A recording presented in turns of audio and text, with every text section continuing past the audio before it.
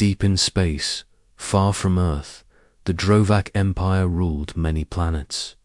They were strong, proud, and feared across the galaxy. Their leaders sat in a dark hall on the planet Zarkon. They were angry. Many ships had gone to Earth, but none had come back. They wanted answers. General Zarthan stood tall before the council. His skin was dark blue, his eyes cold like ice. He wore black armor and a long red cloak. He had led many battles and won them all. He looked at the council and said, "I will go to Earth myself. I will crush them and bring back victory." The council agreed. They gave him the strongest fleet, 50 warships, each one armed with deadly weapons. The fleet left Zarkon and moved toward Earth like a silent storm. On Earth, the sky was clear. People lived their normal lives. In a small town in Nevada, a man named Jake Harper lived in peace. He was a retired space marine. He had seen war, pain, and death. Now, he trained young people in survival and defense. Jake was strong and quiet. He did not talk much about his past. Every morning, he met with a small group of students. They trained in the desert, ran over hills, and learned how to survive. 2 of them were Lucas and Maria. Lucas was fast and smart. Maria was sharp and brave. "You must be ready for anything," Jake said one morning. "Out there, beyond the stars, are enemies you do not know." Lucas laughed. "You mean aliens? Come on."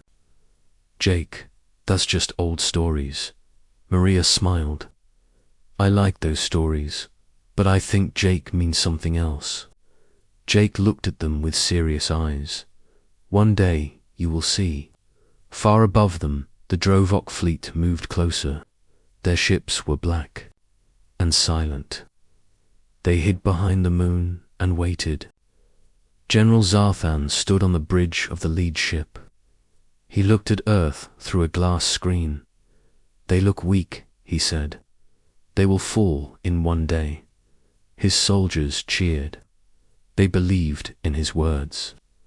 They did not know what was waiting for them. At night, Jake sat outside his house. He looked at the stars. He felt something, a strange feeling in his chest. He stood up, walked inside, and opened a locked metal box. Inside was an old badge and a small device. He pressed a button. A blue light blinked far away. In a secret base under the mountains, a screen lit up. The words "Code Sentinel Active" appeared. Alarms rang. Soldiers rushed to their stations. Hidden systems woke up. Earth was ready. The next day, strange signals were picked up by satellites. Objects were moving fast in space. The Global Defense Center went on alert. They sent messages to all secret units. Jake got a message on his device. He called Lucas and Maria. "Come with me, now." They drove fast to an old bunker in the desert. The door was hidden under sand. Jake used his handprint to open it. They went down into the darkness. The lights turned on. Walls were filled with screens, weapons, and suits. "What is this place?" Maria asked. "This," Jake said, "is where we protect Earth." He showed them a map. Red dots were moving toward Earth. "They are almost here. We must be ready." Lucas looked scared.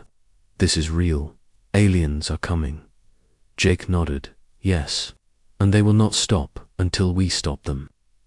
In space, the Drovak ships entered Earth's orbit. They began to scan the planet. General Zarthan ordered the first wave to attack. Small ships flew down toward major cities. People looked up at the sky and screamed. The attack had begun, but Earth was not sleeping. Turrets rose from hidden places. Drones flew out of secret hangars. Defense shields covered important buildings. The aliens were surprised. Jake gave Maria and Lucas special suits. They were light but strong. They gave speed, power, and protection. "You are part of this now," he said. "We fight together." The three of them left the bunker and moved toward the nearby town. Alien scouts had landed there. The people were hiding. Jake and the others attacked fast. They used silent moves, hit hard, and vanished. Lucas used a drone to scan the area. "More are coming," he said. Maria held her weapon tight. "Then we fight." Again, Jake smiled for the first time. "Now you understand." In the sky, the battle grew. Human fighters moved like shadows. They used tricks, traps, and smart moves. The aliens were confused. They had not seen this kind of war. General Zarthon watched from his ship. His face was hard. "What is this? They should be weak. Why are they winning?" His officer said, "They were ready, they knew. They fight like they have done this before." Zarthon shouted, "Send more ships. We will break them." But Earth did not break. It fought back. Jake, Lucas, and Maria stood on a hill. They looked at the smoke rising from the alien ships. The sky was red, the ground was shaking, but they were still standing. "This is just the start," Jake said. "But now they know. Earth is not easy." Lucas looked at the sky. "Do you think they'll come again?" Maria answered. "If they do, we'll be ready." And somewhere far away, in the stars, other eyes watched. They wondered why no one returned from Earth. They would soon find Asterisk above Earth. The sky turned dark. Alien ships moved like shadows. People ran through the streets in fear. The sound of explosions filled the air. Buildings shook as energy blasts hit the ground. Fire and smoke rose high. The invasion had begun. Jake, Lucas, and Maria drove fast. Through the desert, Jake was calm, but his eyes were sharp. He listened to the radio in the truck. The voice from Global Command gave updates. Cities were under attack. Many alien crafts had landed. Some were still in the air. "They are hitting major cities," Jake said. "We will go to the mountain base. From there, we can help others." Lucas held his suit tightly.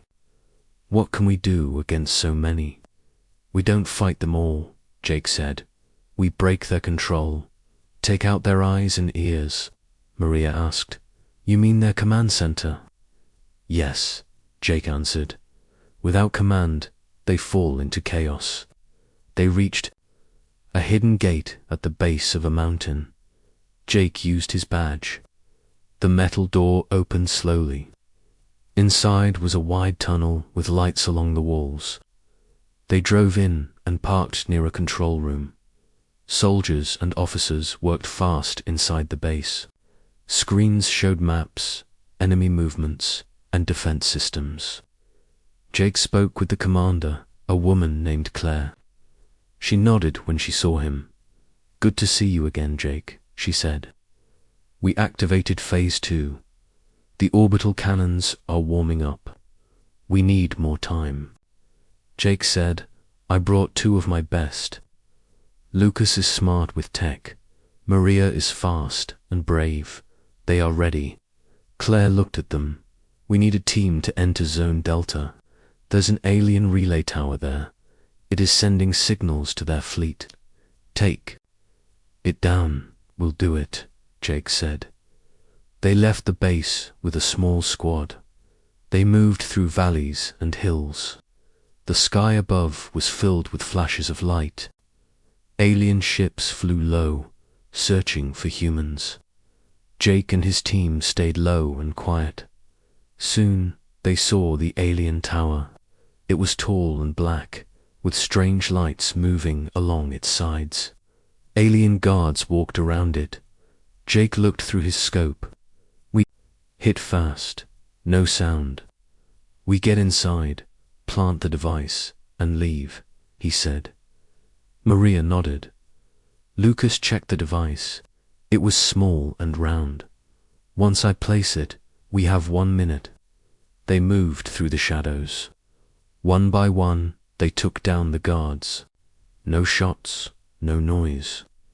They reached the base of the tower. Lucas opened a panel and placed the device. Done, he said. Go now. They ran. Just as they reached the rocks, the tower exploded. A loud sound echoed through the hills. Fire and smoke rose. The alien ships above started to move in strange ways. Without the tower, they lost their signal. Back at the mountain base, Claire saw the effect. Great job, she said. Now launch the drones. Go after their weapons. Hundreds of drones flew out from underground bunkers. They moved like a cloud, fast and quiet. They reached alien ships and bases. They dropped small bombs, hacked systems, and cut off power. The aliens were confused. Their weapons failed. Their ships could not talk to each other. Some crashed into the ground, others flew away, lost. General Zarthan watched from his main ship. He slammed his hand on the table. How are they doing this? They are just humans. His second officer said, they had a plan. They knew we were coming. Impossible, Zarthon said. No one knows Drovak plans. But Jake did. He had fought Drovak long ago. He knew their style, their pride, their weakness. Jake and his team moved to the next target, a supply base near an old town. They sneaked through back alleys and reached the gate. Alien guards stood with weapons. Maria threw a flash bomb. It burst with bright light. The team rushed in. Jake fired first. Lucas used a signal jammer to stop their comms. In minutes, the base was silent. They took what they needed and left. Across Earth, people started to fight back. Soldiers, police, and even farmers joined together. They used old weapons and smart tricks. They hit fast, then hid. They moved in small groups. The aliens were strong, but they did not understand this kind of war in New York. A group of firefighters used water cannons to push aliens off rooftops. In Texas, hunters used silent arrows to strike from trees. In Japan, engineers hacked into alien drones and turned them against their masters. Earth was fighting as one. General Zarthan saw his army fall apart. He ordered all ships to attack. Burn the planet if you must, he said. I want victory. His ships fired giant beams. They aimed at mountains, rivers, and cities. But the orbital cannons from Earth fired back. Blue light shot from the moon and hit the alien ships. They exploded in the sky like fireworks. Maria looked up. Did we do that? Jake smiled. Yes, now they know. Lucas said, but it's not over yet. They still have the mothership. We'll take care of it, Jake said. One step at a time. From space, other alien empires watched. They saw the Drovak fleet fall. They remembered that the sky above Earth was no longer quiet. Smoke and fire covered many places. Cities were hurt, but they were not broken. People were afraid, but they were not running. They stood together. They fought back. General Zarthon watched the battle from his command ship. He was angry. He had sent thousands of troops to the surface. Now many of them were gone. His ships were being shot down one by one. His eyes burned with rage. Send in the ground crushers, he said. We will destroy their land, crush their homes, make them fear us. Large alien machines landed near cities. They were huge and heavy. They had legs like trees and arms like hammers. They moved slowly but destroyed everything in their path. In the Nevada base, Jake, Maria, and Lucas watched the news on the screens. The machines were heading toward small towns and power plants. "Those things will break our defenses if we let them," Claire said. Jake nodded. "We need to stop them before they reach the power grid." "How?" Lucas asked. "We don't have anything that big." Jake smiled. "We don't need big.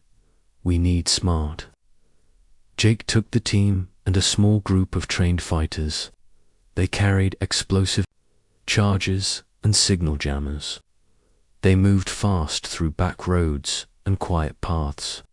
They stayed out of sight. They reached the hills near one of the giant machines. It was moving toward a dam. If it broke the dam, the water would flood the valley and destroy the towns below. Jake looked through his scope. "We hit its legs. Bring it down like a tree." Maria and Lucas moved through the rocks. They planted charges at the weak points in the machine's legs. The machine did not notice them. It kept moving forward. "Ready?" Lucas whispered. "Fire," Jake said. The charges exploded. The machine shook and tilted. Its front leg broke off. It fell with a loud crash. The ground shook. Dust flew everywhere. The team cheered. But Jake raised his hand. "Quiet, others may come." More machines were coming from the west. They had learned. They scanned the ground as they moved. Jake's team had to find a new way. Lucas used his drone to scan the area. He found a tunnel that led under a hill. It came out near the machines. "Path, we can use it," he said. "Good work," Jake replied. "Lead the way." They went through the dark tunnel. It was tight and wet. They moved slowly. At the end, they came out behind the machines. Jake gave orders. "We split up, plant the charges, move fast." The team worked quickly. They placed the bombs and ran back. The machines moved forward without seeing them.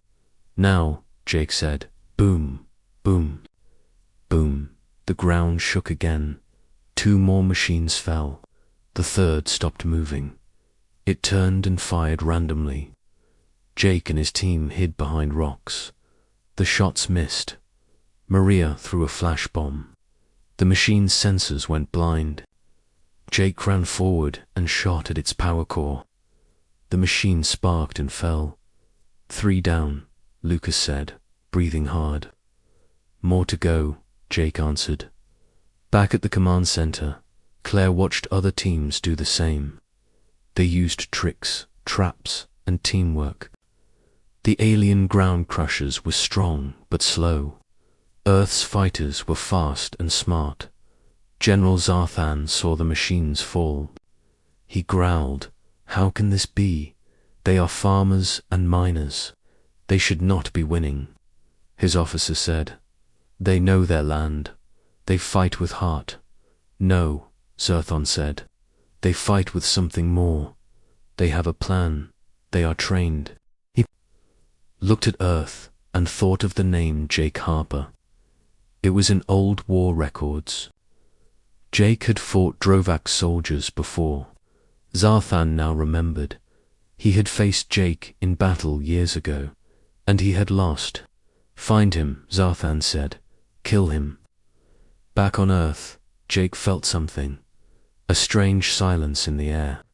He looked at the sky. One ship, larger than the others, was coming down.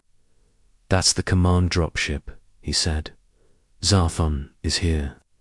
Lucas asked, "Will he come after us?" "Yes," Jake said. "He remembers me, and he wants revenge." "Then we hit him first," Maria said. Jake smiled. "I was hoping you'd say that." As night fell, the team rested in a small cave. They cleaned their gear and ate dry food. Outside, the sounds of battle faded. For a moment, there was peace. "You think we can win?" Lucas asked. "We are already winning," Jake said. "But the hardest part is still to come." Maria looked out at the stars. "They came here thinking we were weak, but now they know." "Yes," Jake said. "Now they know." In space, other racers were watching. They had seen the fall of Drovak ships.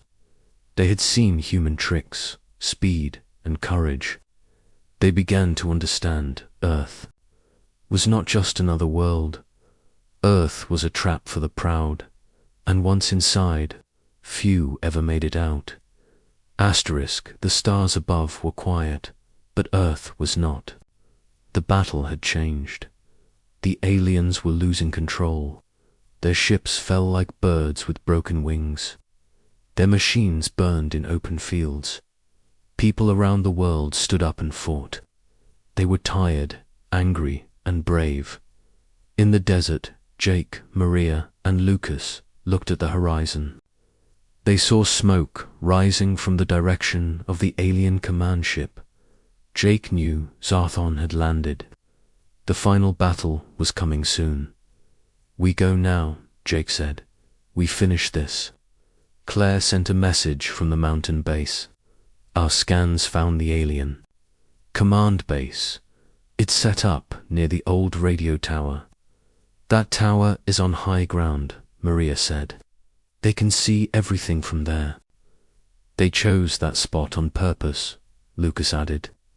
"They want to control the sky." "Then we take it back," Jake said. They moved fast through the hills. The path was rough and the air was dry. They passed broken alien machines and burned out human trucks. The ground was full of stories. By sunset, they reached a ridge that looked down on the tower. The alien base was lit with red lights. Black ships stood around it like guards. Strange sounds came from inside the walls. Jake looked through his scope. He saw many soldiers, and in the center he saw Zarthon. The alien general stood tall, shouting orders. His armor glowed, and his weapon was long and sharp. "He is waiting for us," Jake said. "He wants to fight," Maria said. "Then let's not make him wait," Lucas replied. They moved down the hill in silence. They split into 3 groups. Jake went from the west, Lucas from the east, Maria from the south. They used shadows, walls, and smoke to hide their steps. Lucas planted charges on one side of the wall. Maria hacked the gate controls. Jake took out the guards near the power lines. When they were ready, Jake gave the signal. Boom. The wall exploded. Smoke filled the air. The alarms rang. Alien soldiers rushed around, confused. Jake ran through the smoke, his weapon ready. He shot 2 guards, then moved behind a crate. Lucas jumped over a wall and fired at a tower guard. Maria used her drone to drop flash bombs. The battle was fast and loud. Human fighters joined the attack from the hills. They had come from nearby towns. They wore different clothes, used different weapons, but they all fought together. Inside the base, Zarthon saw the humans. He walked to the center of the camp. His soldiers moved aside. He waited. Jake saw him. He walked forward, slow and steady. The other fighters stopped. The 2 men stood in the middle, one human, one alien. The sky turned dark. The ground was still. "You again," Zarthon said. "You always ruin my plans." "You always bring the same plan," Jake replied. "You come thinking Earth is weak." "Earth is weak," Zarthon growled. "But you are different." "No," Jake said. "We are all like me. You just never see us until it's too late." Zarthon raised his blade. Jake pulled his knife. They moved fast. Metal hit metal. Sparks flew. They circled each other. They struck again and again. Lucas and Maria fought near the command tent. They took out the last guards and broke inside. They found the main control. Lucas used his tablet to break the code. He found the signal link to the alien fleet. "I can shut them down," he said. "Do it," Maria replied. Lucas hit the keys. The screen blinked. Then a message flashed. Fleet control disabled. Above Earth, alien ships stopped moving. Their engines went dark. Their lights went off. One by one, they began to fall. Some crashed into the ocean. Others drifted into space. XART, Hun, felt the change. He turned to see his ships falling. He roared in anger. Jake used the moment. He kicked Sarthon back and threw his knife. It hit Sarthon's arm. The alien dropped his blade. "You lost," Jake said. XART, Hun, stood still. "This world, this place, is cursed." "No," Jake said. "This world is home, and we protect it." Lucas and Maria ran to Jake. They stood together. Behind them, humans raised their flags. The alien base was silent. Claire's voice came through the cum. "The last ship is down. The battle is over." People across Earth cheered. Lights came back on in cities. Fires were put out. Families came out of hiding. They looked at the sky and smiled. In the desert, Jake sat on a rock. Lucas and Maria sat beside him. They were tired but proud. "We did it," Lucas said. "We saved Earth," Maria said. Jake looked at them. "We didn't just save it. We showed them who we are. Now they know." In space, other empires watched. They had seen everything. They now knew why no one returned from Earth. Because Earth was not just a planet. It was a warning. The sun rose slowly over the hills. The sky was clear for the first time in many days. Smoke from battles still rose in the distance, but the worst was over. The alien ships had fallen. The ground troops were defeated. The signal cannon was destroyed. Earth had won the fight. Jake stood near the broken alien command base. His clothes were dirty. His face was tired, but he was alive. Maria and Lucas stood with him. They looked at the sky. They could not believe the war was ending. "Is it really over?" Lucas asked. Jake nodded. "Yes, at least for now." Maria looked at the alien tech scattered across the ground. "What will we do with all this?" "We study it," Jake said. "We learn from it. We prepare." Claire arrived with a team of scientists and soldiers. She looked at the wreckage and shook her head. "So much damage," she said. "But we held them back. We did what many thought was impossible." Jake said, "They thought Earth was weak. They didn't know what we had hidden. They didn't know our people would fight like this." All over the world, people were coming out of hiding. Some held flags. Others carried tools and supplies. They helped each other rebuild homes, fix roads, and clear debris. Power slowly returned. Water systems were fixed. Cities started to breathe. Again, in the ruins of New York, fire crews rescued families from buildings. In Japan, workers cleaned broken rail lines. In Brazil, farmers returned to their fields. Everywhere, life began again.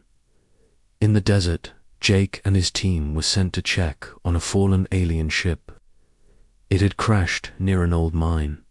They drove there in a heavy truck. Dust flew behind them.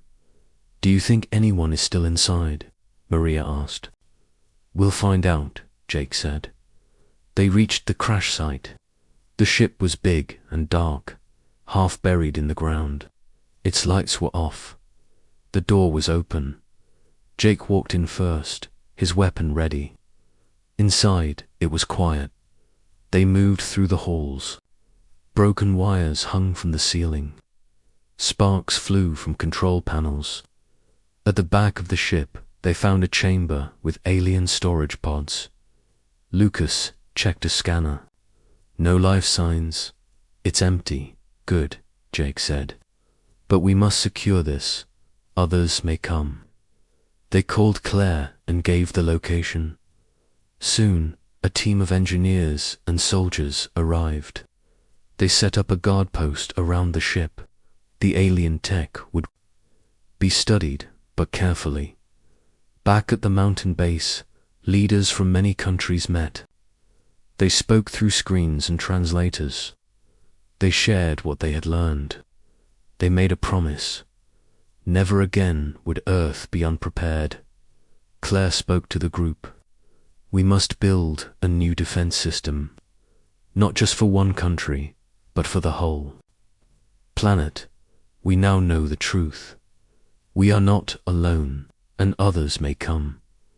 Jake stood with her. They will come again. Maybe not tomorrow, maybe not next year, but they will come. And when they do, we must be stronger. Lucas and Maria joined a new team called Earthwatch. It was made to find threats early and stop them before they reached Earth. They trained new fighters. They built new drones. They worked with engineers from all over the world. I never thought I would be a soldier, Lucas said one day. You're not just a soldier, Maria said. You're a protector, like Jake, like all of us. Jake watched them from a distance. He smiled. He felt proud. They had grown so much since that first day in the desert. They were ready to lead. Months passed. Earth grew stronger. Cities were rebuilt. Schools reopened.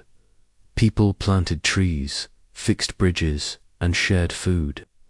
Even though the sky had once burned, the spirit of Earth had not died in space. The wrecks of alien ships floated like metal. Ghosts. Other alien empires saw them. They asked the same question again and again. Why did no one return from Earth? The answer spread slowly across the stars. Stories were told in whispers. They spoke of humans who fought like shadows, of machines hidden in mountains, and of a planet that turned every battle into a lesson. One alien leader said, Earth is not just a world. It is a trial. Those who go there must be ready to lose everything. In a far corner of the galaxy, a small group of explorers asked for a map to Earth. The merchant said, I can give you the map, but take this advice. Turn around, go somewhere else. Earth is where empires end. Back on Earth, Jake walked through the hills. The air was clean. The wind was soft. He saw children playing in the fields. He smiled. Maria and Lucas joined him. They sat on a rock and looked at the stars. They might come again, Maria said. Yes, Jake said. But next time, they'll think twice. Lucas looked up. And if they don't, Jake answered, then we'll remind them. This is Earth. We protect it. We always will. And far above them, the stars shined a little brighter, as if they too remembered the day Earth stood tall. Asterisk, many weeks passed after the war ended. Earth was still healing. People were busy fixing homes, roads, and power stations. Some places still had no water. Others were rebuilding from the ground. But there was peace. The danger was gone. Jake woke early each day. He walked through the hills near his home. He looked at the sky and listened to the wind. Birds had returned. Animals came out of hiding. Nature was healing too. One morning, Maria called him. We found something, she said. Come to the South Ridge. Bring your gear. Jake arrived in an hour. Lucas was already there. They stood near a large hole in the ground. Inside was a strange metal object. It was half buried in dirt and rocks. "What is it?" Jake asked. "A signal pod," Lucas said. "Not from the last attack. This is old, very old. Maybe from years ago." Maria handed Jake a small device. It showed weak energy. The pod still worked. "Could it be a message?" Jake asked. Lucas nodded. "Yes, but we don't know if it's friendly or not." "Let's take it back to the base," Jake said. "We'll open it there." They carried the pod carefully. At the base, Claire met them. She looked at the strange device and frowned. "We've seen parts like this before," Claire said, "but never a full pod. We will open it slowly, carefully." The science team worked for hours. They used special tools and shields. The pod opened with a soft click. Inside was a crystal chip and a folded map. Lucas studied the chip. He played the message. A strange voice spoke in an alien language. The system translated it slowly. "This world is strong. We could not take it. Others will try. We leave this warning. Turn back. Earth is not for you." Everyone in the room stood still. The message had come from an earlier enemy. They had tried to take Earth long ago. They had failed and left a warning. "How many tried before?" Maria asked. "Maybe more than we know," Claire said. "This world has always been protected, and now we know more of the truth," Jake said. News of the message spread. People talked about it in homes, schools, and on the net. It gave them pride. It also gave them a reason to stay alert. Weeks later, Jake, Maria, and Lucas were sent to a new site in the Arctic. A deep scan had found metal below the ice. It was not human. They flew in a fast plane and landed near the site. The wind was cold. Snow blew in all directions. They wore heavy suits and helmets. Machines were already digging. "What do we expect to find?" Lucas asked. "No idea," Jake said. "But we check every signal now. We cannot ignore anything." After 2 days, the team found a full alien capsule. It was shaped like a long egg and made of dark steel. Symbols covered the surface. "Can we open it?" Maria asked. "Not here," Jake said. "We bring it back, slowly." The capsule was flown to a secure lab. Many scientists came to study it. The air around it felt strange. Machines acted slow near it. Lights dimmed when close. "This thing has power," Lucas said. "But it's different, like it's sleeping or waiting," Maria added. They kept watch on the capsule day and night. Then one night, it opened on its own. A bright light filled the room. Jake and his team rushed in. Inside was not a weapon. It was a chair and a small, glowing orb. "This is not a ship," Lucas said. "It's a message pod, another one." The orb played. An image, a figure appeared. It was not like any alien they had seen before. It looked calm, wise, and old. The voice spoke. "We came long ago. We left without harm. Earth is not to be taken. It is a place of great power. Protect it well. Others will not listen. You must make them understand." The orb stopped glowing. Silence followed. "This was not a warning to aliens," Maria said. "It was a message for us. To protect our world," Jake said. "Not just from others, but from ourselves too." They shared the message with world leaders. A new group was made, not for war, but for peace. Their mission was to guard the planet, to keep it safe, to learn from the past. Lucas worked with the signal watch. He tracked movement beyond the stars. Maria trained young fighters in smart ways to defend. Jake became a guide. He helped build the future. Years passed. Earth grew wiser, stronger, peaceful. In space, some still watched. Some still wondered. But most stayed away, because they all knew the truth. Earth was a place you could not conquer, and those who tried never came back.